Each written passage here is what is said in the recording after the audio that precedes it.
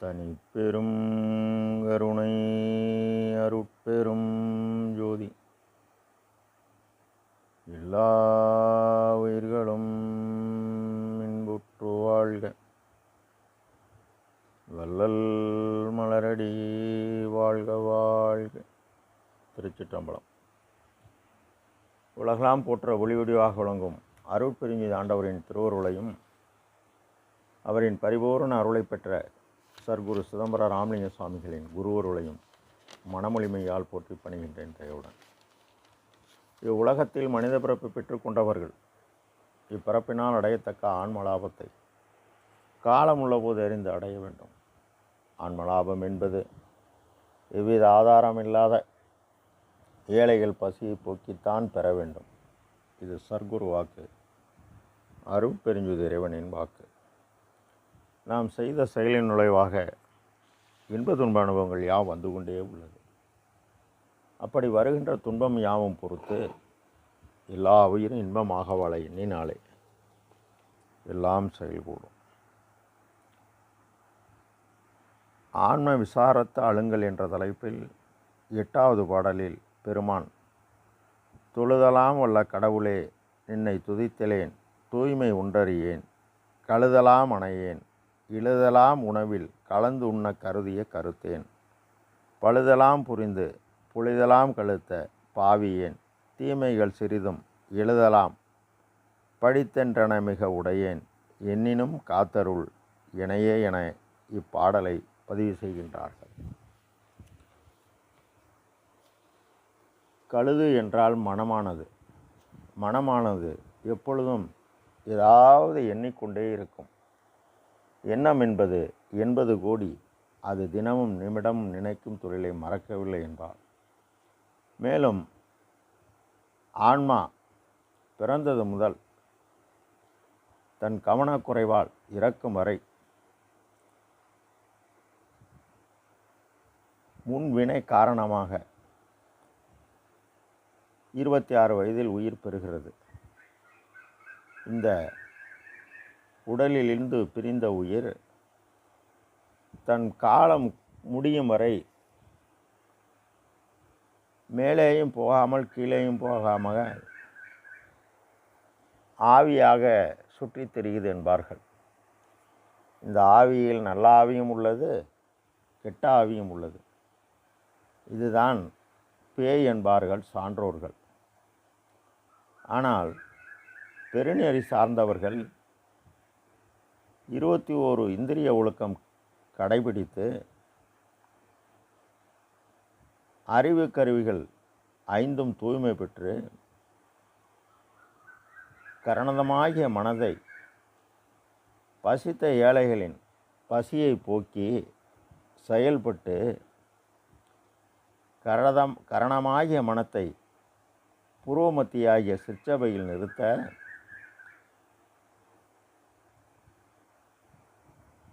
நிறுத்தி பழகும் பொழுது என்னென்ன அனுபவங்கள் வாய்க்கும் என்று வேலாயுத முதலியாருக்கு உபதேசத்தில் தெளிவாக குறிப்பிட்டுள்ளார் நம் பெருமான். குழுது என்பது நெய், ஓர் உயிரின் கொழுப்பு. 5 வேதியியல் மாற்றம் அடைகிறது. இது அளவுக்கு அதிகமாக உண்டால் செரிமானமாகாது. தாமச குணம் உண்டாகி தூக்கம் வரும். தூக்கம் வந்தால் அளவுக்கு அதிகமானால் இந்த நெய் நம் உள்ள நெய்யையும் சேர்த்து வெளியேற்றி தூக்கம், சோம்பல், துன்பம், அச்சம், ஏக்கம் உண்டாக்கும். எனவே பழுதெல்லாம் புரிந்தேன், குற்றமே அறிவாய், குற்றமே உயிராய், குற்றமே மனமாய், குற்றமே கருவியாய், குற்றமே செயலாய் உள்ளது இந்த ஆன்மாவின் இயல்பு. இது இரக்கம் எனும் தயவு குணம் வாய்க்க சத்துவ குணம் உண்டாகி அறிவில் அறிவும், உயிரில் அறிவும், மன அறிவும், இந்திரிய அறிவும் பெற்று செய்யும் செயலின் அளவு அதிகமாக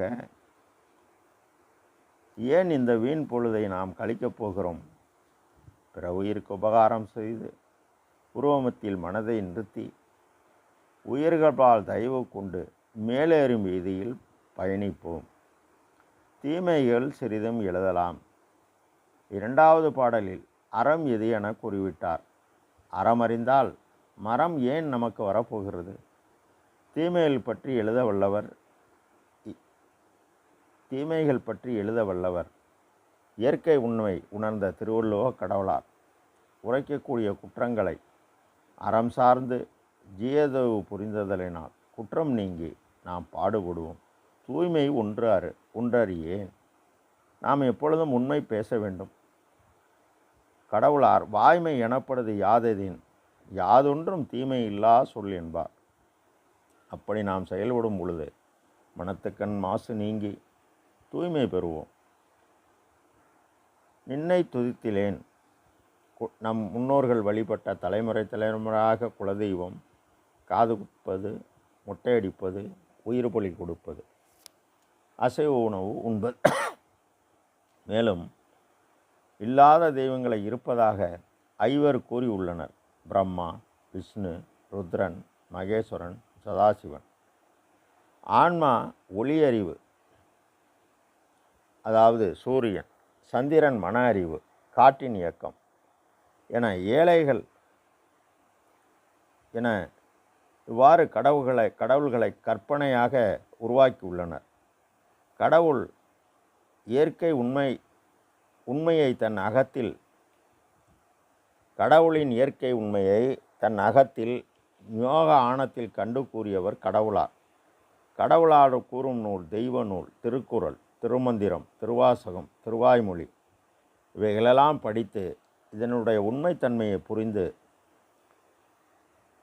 தன்னை அடிமையாக்கி யோக ஞான அனுபவம் பெற்றவர் இயேசு ஆண்டவர், நாகூர் ஆண்டவர், பழனி ஆண்டவர் என்பார்கள். இவர்கள் கூறும் தெய்வ நூலை பின்பற்றி நடப்பவர் நபிகள் நாயகம் குர்ஆன், இயேசுநாதர் பைபிள், பழனி ஆண்டவர் சுப்பிரமணிய ஞானமாகும்.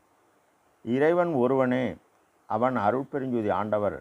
அவர் எல்லா உயிரிலும் ஆன்மாவில் சிற்றணு ஒளியாய் ஒளிக்குள் ஒளியாக உள்ளார் என்பதை அறிவால் அறிந்து மனதின்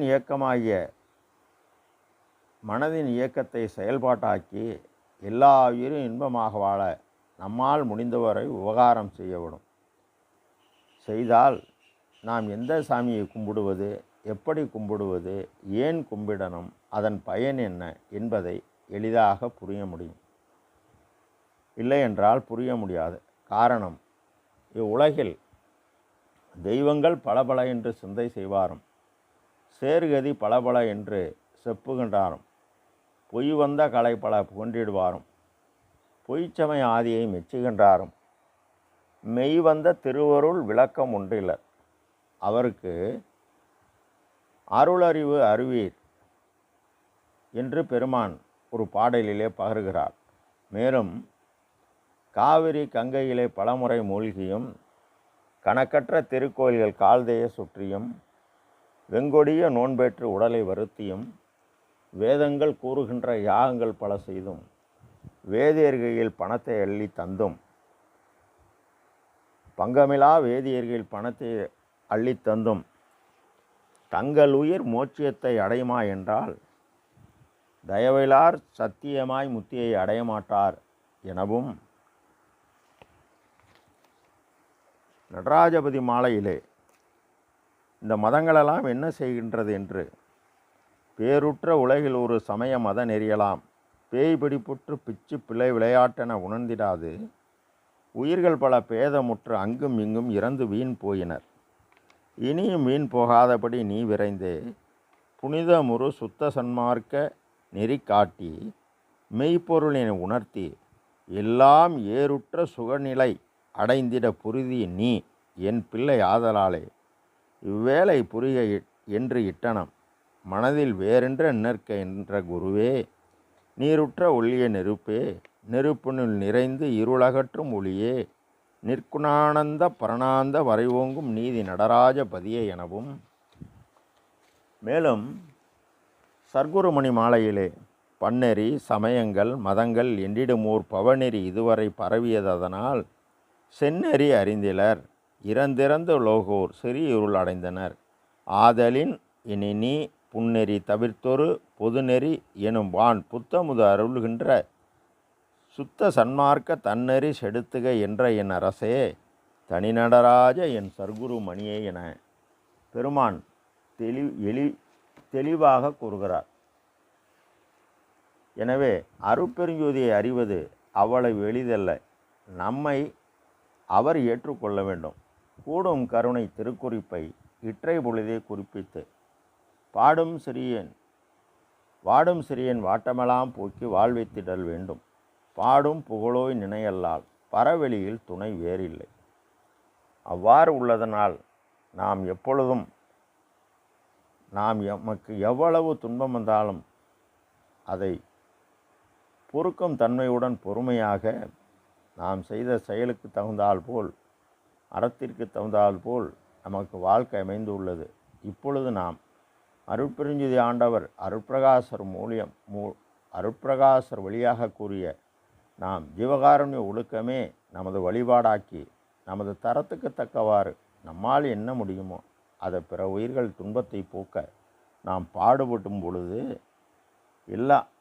எல்லாமுடைய தனித்தலைமை பெரும்பதியாகி அருட்பெருஞ்சோதி ஆண்டவரின் அருளை பரிபூர்ணமாக பெற்ற பெருமான் மறைந்து எல்லாவற்றையும் பார்த்து கொண்டுள்ளார்.